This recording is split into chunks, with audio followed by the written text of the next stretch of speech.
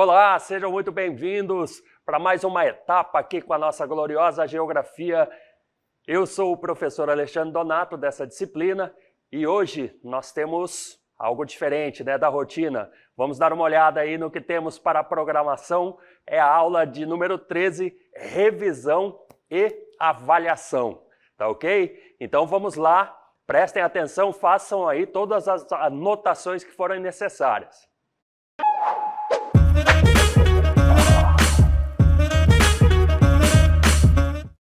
Vamos lá então, gente, iniciando aqui pela questão industrial, Vamos fazer uma revisão aí sobre essa questão que abordamos em aulas anteriores.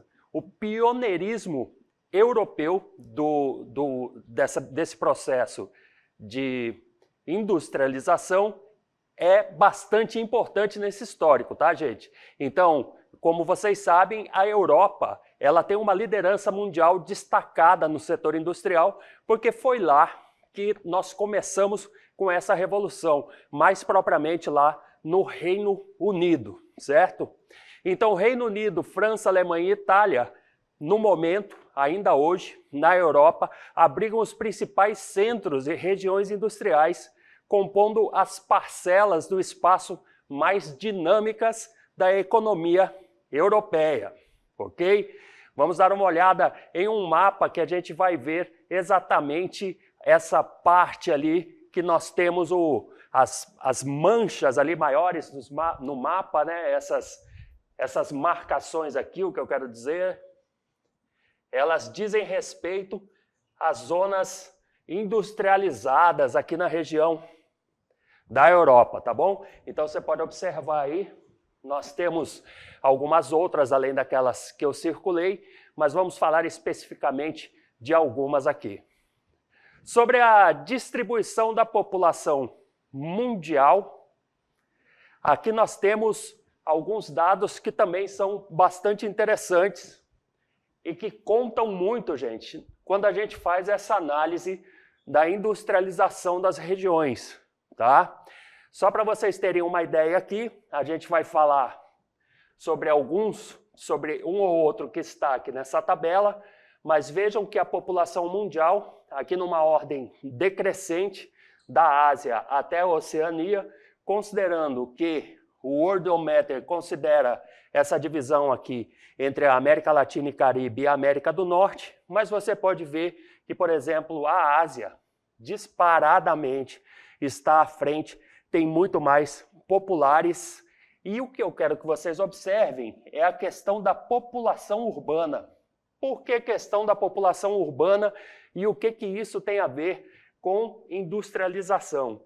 Tem a ver que, observem aqui, a gente vai falar da Europa, tem a ver que quanto maior é a industrialização de um país, há uma possibilidade muito grande de que a concentração de populares nas cidades também seja maior, uma vez que essas indústrias vão precisar de mão de obra, então nós temos que ter mão de obra disponível lá nas cidades para trabalhar nessas indústrias. Vamos falar um pouquinho sobre a União Europeia, então, tá? Então, a necessidade de estabilização política e econômica de uma Europa pós-Segunda Guerra Mundial foi fator determinante para a criação histórica da União Europeia, certo? Então, vejam, a gente já falou bastante sobre isso antes da revisão, na aula que foi dedicada a isso, inclusive, e esse fator foi realmente determinante.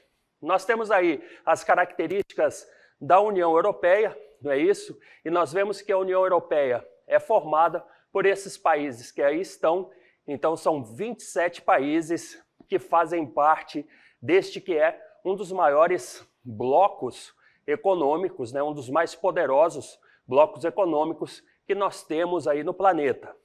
Cabe dizer aqui, tá, gente, que a questão econômica desenvolvimentista é muito dinâmica quando nós estamos falando sobre acordos em blocos econômicos. E que esses blocos econômicos, eles valorizam diversos aspectos, desde os financeiros até os sociais, lá nos seus tratados, mas a economia sempre estará meio que em primeiro lugar ali nos interesses. Vamos a algumas características da União Europeia.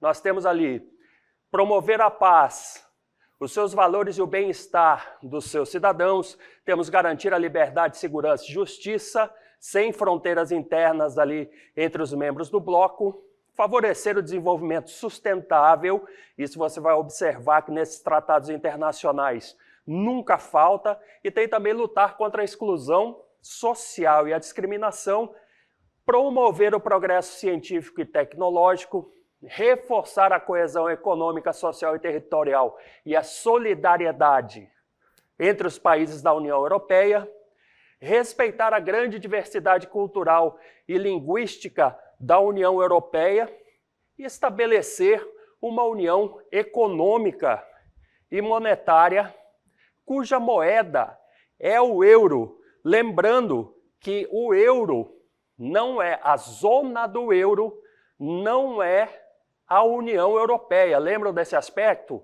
Então, a zona do euro está formada ali pelos países que utilizam a moeda euro. A União Europeia é maior que a zona do euro, porque há ali países da União Europeia que não utilizam o euro. Tudo bem?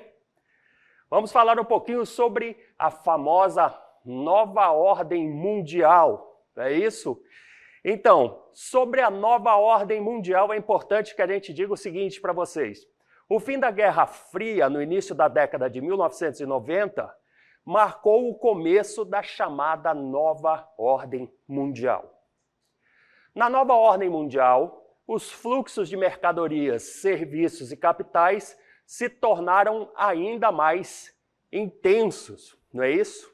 Além disso, sobre os fluxos, esses se intensificaram por conta da integração dos países que eram socialistas ao mercado internacional. A isso equivale dizer que se no momento bipolar nós tínhamos um bloco predominantemente capitalista, um bloco predominantemente socialista, a partir da nova ordem mundial, eles se fundiram nessa questão de capitalismo, socialismo, se tornando predominantemente capitalistas, né? Se integraram a esse mercado mundial. O processo de aprofundamento da integração econômica, social e cultural e da comunicação entre os países é chamado de globalização, e aí eu peço que você preste atenção a esse item comunicação, porque a comunicação aliada às tecnologias fez com que nós estivéssemos, enquanto população global, muito mais conectados e que a gente se influencie enquanto cidadãos com diferentes culturas, com diferentes hábitos, que a gente se influencie uns aos outros em qualquer lugar do mundo, com o celular na mão ali, você recebe influências do Japão, da China, da Europa, e da mesma forma aqueles que estão lá recebem influência do que fazemos aqui. Ao mesmo tempo que proporcionou maior interação entre pessoas de diferentes lugares e culturas, a globalização generalizou mundialmente uma série de hábitos de consumo. São exemplos desses hábitos de consumo: o uso das mesmas marcas, assistir os mesmos filmes, as mesmas séries, ouvir as mesmas músicas, utilizar os mesmos aplicativos, usar as mesmas roupas e etc. É ou não é verdade? Nós estamos acostumados aí a falar, por exemplo, sobre super-heróis, não é isso? E aí a gente sempre se lembra dos super-heróis que saem, na imensa maioria das vezes, de uma mesma origem ali, de um mesmo lugar. Você assiste, por exemplo, o cinema de Hollywood, os heróis norte-americanos, inclusive, usam suas roupas, né, com bastante tons de vermelho e de azul. E aí, assim, raramente você está numa roda de conversa ali, pede uma sugestão para assistir uma série e alguém te fala sobre uma série do nosso país. A imensa maioria das sugestões são de séries de fora, incluindo países asiáticos, não é isso? Vamos falar um pouco sobre as grandes corporações transnacionais. O que são as transnacionais? São aquelas grandes empresas que atuam ao redor do mundo, tá? Então, transnacionais e não nacional. Geralmente tem sede em um país com maior desenvolvimento e aí espalha aí suas filiais por vários outros países, certo? Os seus ramos de atividade são diversos, são montadoras de automóveis, são petrolíferas, são indústrias de bebidas, e aí nós temos também as empresas de fast food, de roupas esportivas, entre outros, né? Então, se você olhar aí, como eu disse, como eu sempre falo para os meus alunos, se você olhar ao seu redor, sair perguntando aí para os seus colegas quais são os times que eles torcem, é muito possível que o time preferido de cada um deles tenha uma marca que é internacional aí na sua camisa. E aí, se você for investigar, você vai ver que a sede dessa marca é num lugar, mas os made in, ou as filiais, estão espalhadas pelo mundo. Então é muito provavelmente que você encontre aí nos seus tênis, nas suas camisetas, nos seus agasalhos, um made in China, um made in Taiwan, um made in Indonésia e assim por diante. Tudo bem? Vamos falar um pouquinho mais sobre as grandes corporações. Os países que recebem as grandes corporações e transnacionais oferecem vantagens que reduzem o custo da produção das mercadorias, especialmente mão de obra e matérias-primas baratas. Também esperam que, em troca, as transnacionais ofereçam emprego e geração de renda. Vamos observar aqui o detalhe. Digamos que eu seja um rico industriário e a sede da minha fábrica seja nos Estados Unidos. Quando eu quiser montar uma filial instalar uma filial em algum outro lugar, provavelmente esse outro lugar me ofereça matéria-prima para fabricação mais barato, assim como vai me oferecer vantagens na hora de pagar os meus trabalhadores. Então, eu vou para lugares onde os trabalhadores recebem menos e onde eu consigo comprar os recursos naturais com menos custos, tá? Uma vez que os países, quanto mais industrializados ao longo da história, mais história tem de depelação de seus recursos naturais.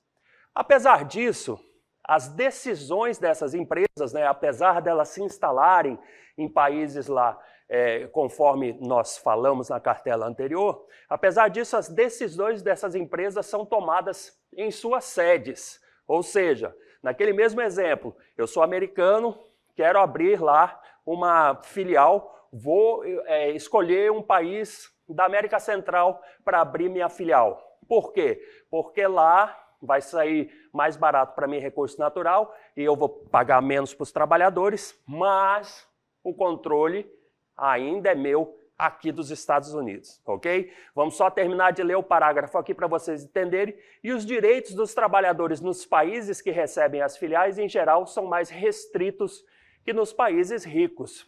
Sim, o que acabamos de dizer.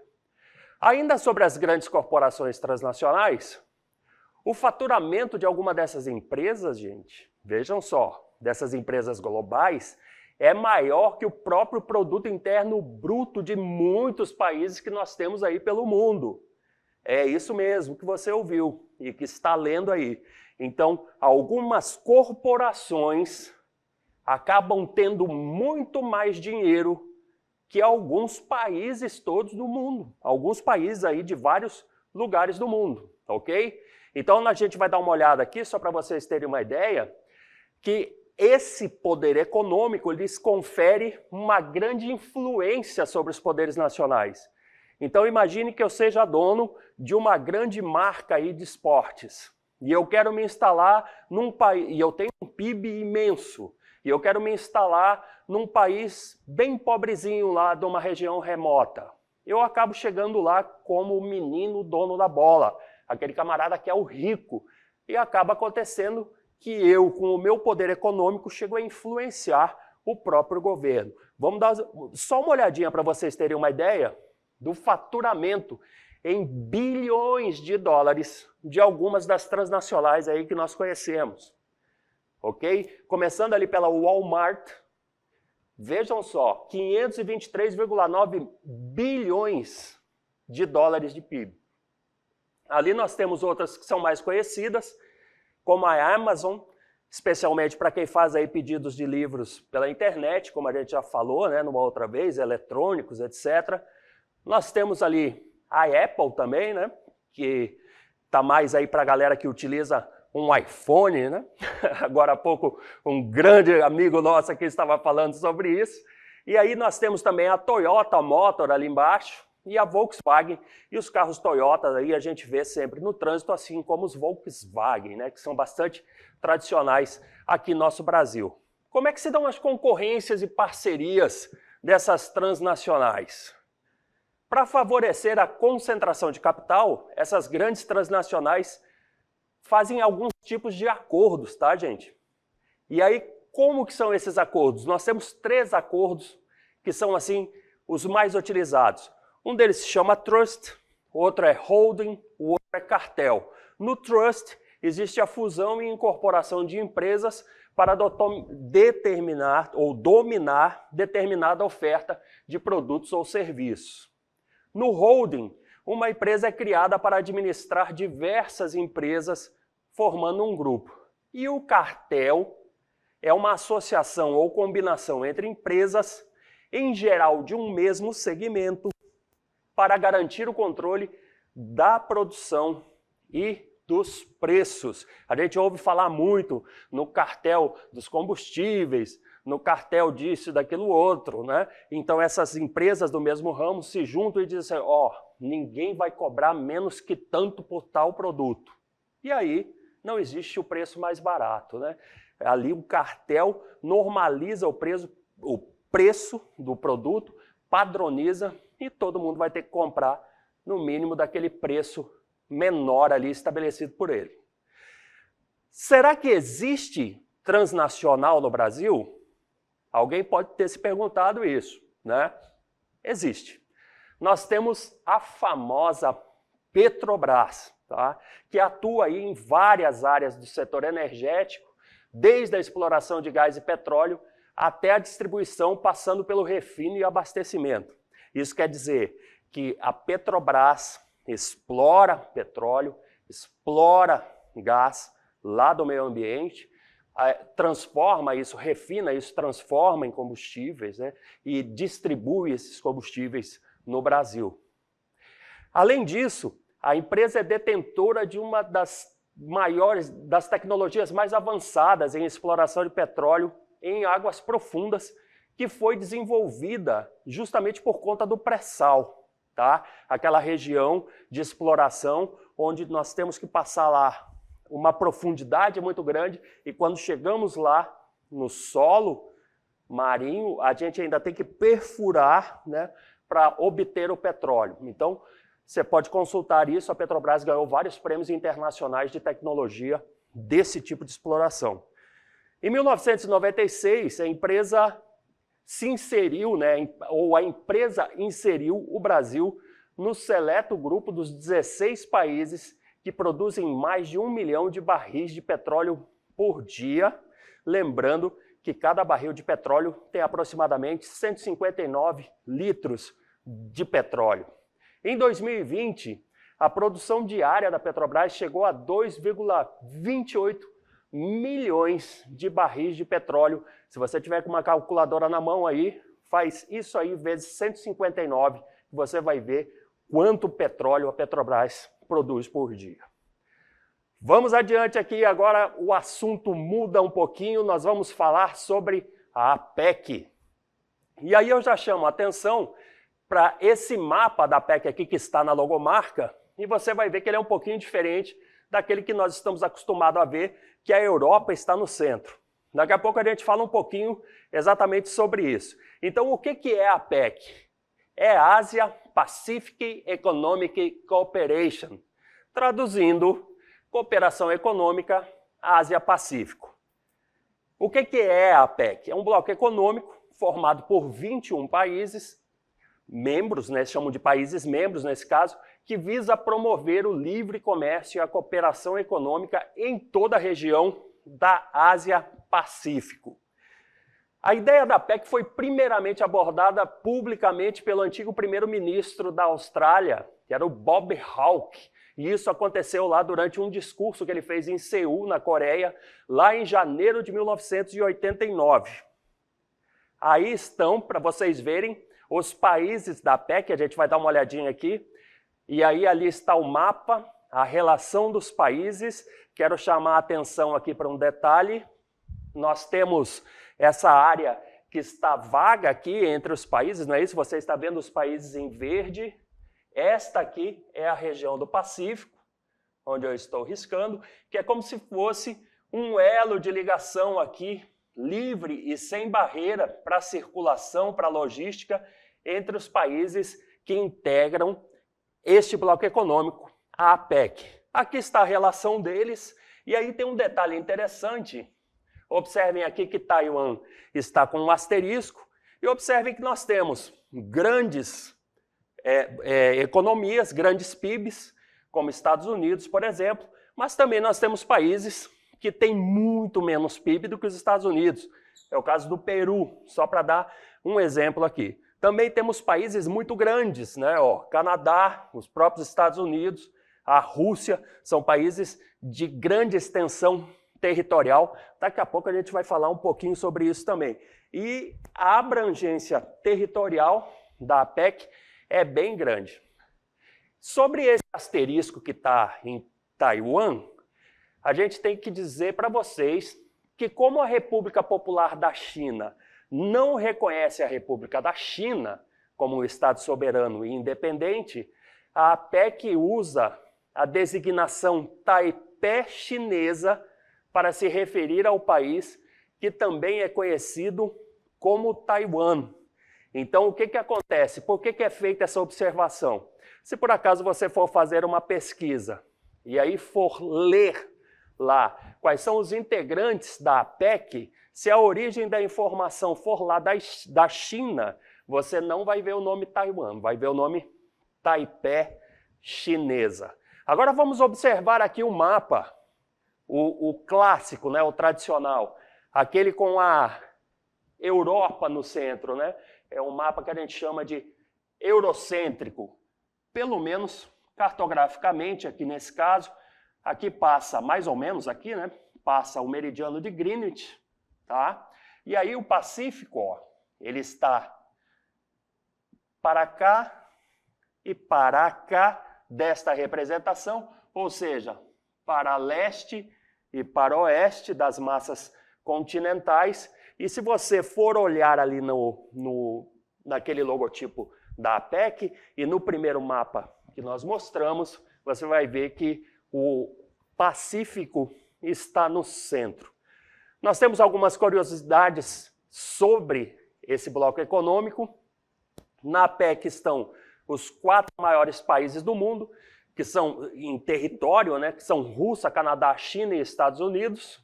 Nós temos algumas das maiores economias do mundo, Estados Unidos, China e Japão. Nós temos algumas das maiores populações do mundo, que é o caso da China, Estados Unidos, Indonésia. Nós temos alguns dos países que apresentam IDH, que é o Índice de Desenvolvimento Humano, acima de 0,900, lembrando que o maior número seria 1.000, então são IDHs altíssimos lá de Hong Kong, Singapura e Nova Zelândia. E também, aí está um detalhe interessante, nós temos na APEC países que estão presentes nos 4 hemisférios do planeta. A norte da linha do Equador, ao sul da linha do Equador, a leste do meridiano de Greenwich e a oeste do meridiano de Greenwich. Tá ok? Essa então foi a nossa revisão.